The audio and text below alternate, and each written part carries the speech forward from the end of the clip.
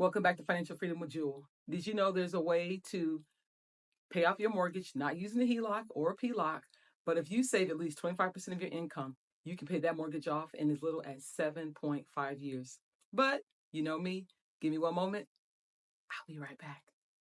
You know I'm a stranger, Okay, I'm back. As stated before, you do not have to take out a HELOC. I get it. Some folks are risk averse if they don't want to do a HELOC because let's face it, your home is a collateral. If you miss those payments for any reason, your home is gone. Also, you may say, I don't take out a PLOC, personal line of credit. I don't want to do it. I understand that. And also with HELOCs, remember, the rates are variable. It goes up and it goes down. Your payment can be up and it can be down. Some folks like stable like a table. I get it. But some folks, let's face it, they have bad credit or their credit's not where it should be at. And they just can't finagle and work with their credit unions or bankers to give them a line of credit or to give them a home equity line of credit because their credit's not good. But let's say they really have good income. Let's look at their income, you guys. We all make mistakes. Let's get back on track. Let's pay this house off in 7.5 years. Okay, income. This couple has $7,000. $5,250 is for their expenses. Look at that cash flow. That cash flow is $1,750. Now I'm going to tell you something. You know me, I always say, if you don't tell your money where to go, you're going to wonder where it went. If you let that money just sit there without being strategic with it, I've done it before. You're going to blow it every single month after month. Let's target the money. By that, I mean, let's put it to work for us. In this case, it's going to be the mortgage. $300,000 mortgage, 4% interest rate. They don't move off of that. I get it. They're sitting on a cash flow of $1,750 a month. Now, notice I had the expenses. You guys, those expenses are a mortgage of $1,850, insurance, subscriptions, and credit cards, and fund money. We do have fund money. We do Velocity Bank and always teach. Take out something for yourself, only because if you're doing this and you want to keep doing it and doing it, you have to be motivated. So I say to motivate yourself every single month, do something for you. If you enjoy movie, date nights, you enjoy getting your manicures and pedicures, go ahead and do it. Now, I will say this caveat. If you proportion less towards your fund money, you can put more towards your debt, but you don't have to do that with Velocity Banking. But I digress. Let's go back to this chart. We're looking at that $1,750. I want you to know something. When I talked about their mortgage, $300,000 mortgage at 4% interest rate. Their payment per month is basically principal and interest only, not talking about taxes or insurance. Principal and interest. That payment is $1,400 and about $30. Okay, I want you to pay attention. Interest, the banker's portion for borrowing $300,000, he's going to make them pay out of the $1,430. You have to give the bank $1,000 a month interest alone. It's like the cost of doing business because you borrowed his money. He's going to allot $430 to your principal. That's it. Okay, that's why it's called a 30-year mortgage. Okay, you guys. And also, I want you to think about something here. If you're paying $1,000 to him and you're only giving $430 towards your principal, it's going to take you a long time to bring down that principal. But don't forget, we have a cash flow of $1,750. I'm going to propose this. $1,000. You're making your payment every single month. Your $1,430, it's got to go there, right? Okay, he's getting $1,000. Let's take that $1,750 and that $430.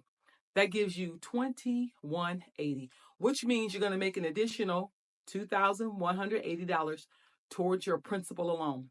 Now that payment still has to, the total payment is still $3,180. Okay, we get that.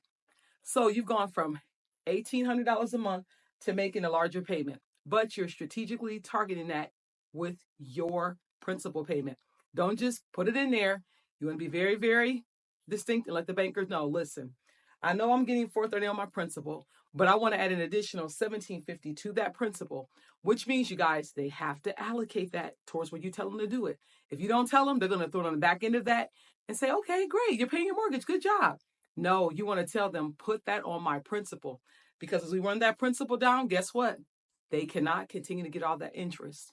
And if you rinse and repeat this, that $2,180 every single month, you're going to pay that house off. It actually, you guys, is 7.3 years. I've done the math. I said 7.5 just to be on the safe side. I want you to notice something here. If you do it the 30-year way, the banker's way, you're going to stack that banker. He's going to pocket $215,000, 609. He's going to pocket all that, okay? And if you do it this way right here, he's going to pocket interest. but he's not going to pocket as much as what he would have. He's only going to pocket $38,432 in interest.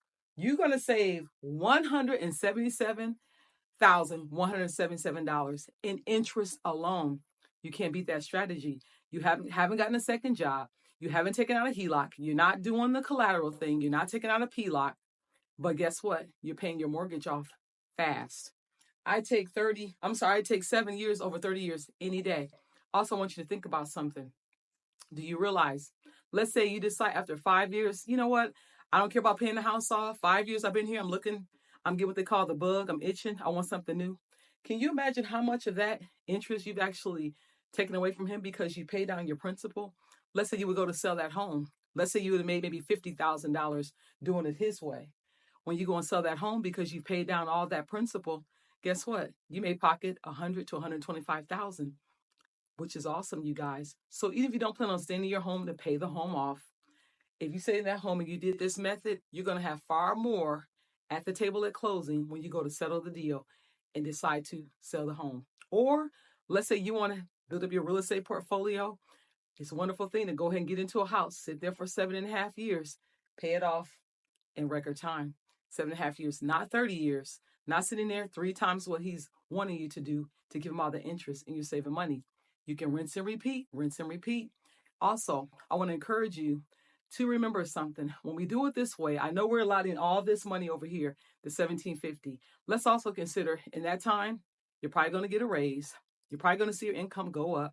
You're probably going to be able to allot more money to your principal. But also, I want you to realize something. If things were to go the other way and you could not do this strategy, let's say something came up, you had to maybe put a new engine in your car. Don't worry about it. You have that cash flow. Go ahead and use that. Pay it off. Take care of those things.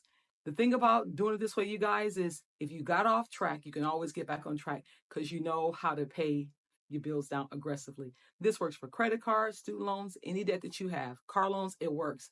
So the goal is, don't worry about the HELOCs or the PLOCs. Let's focus on just getting out of debt. The cash flow, you guys, don't let it just sit there. Let it just have fun and just sit there and say, oh, I got $1,700 and you're blowing it as you move along. Let's be strategic. Let's target that money. Let's go ahead and get our bills paid down. Let's pay off these mortgages. Hey, everything else is speeding up. Why can't your mortgage can't? It can. It's just that you lack the knowledge until now. As they say, you guys, it's simple math. The numbers don't lie. They're right here. So if you found worth in this video, I'm going to encourage you to not only like it, but subscribe. Not only subscribe, but share and tell your friends to subscribe. There is no way with all this information that people should be staying in a 30-year mortgage. But caveat, you have to be a disciplined person and make more than you spend. Then that's what we call true financial freedom, because you're no longer the slave, but you're actually running the show. Until the next time, to the next video, I'm Jewel, Dividend Friend. I'm here until you win. Bye-bye.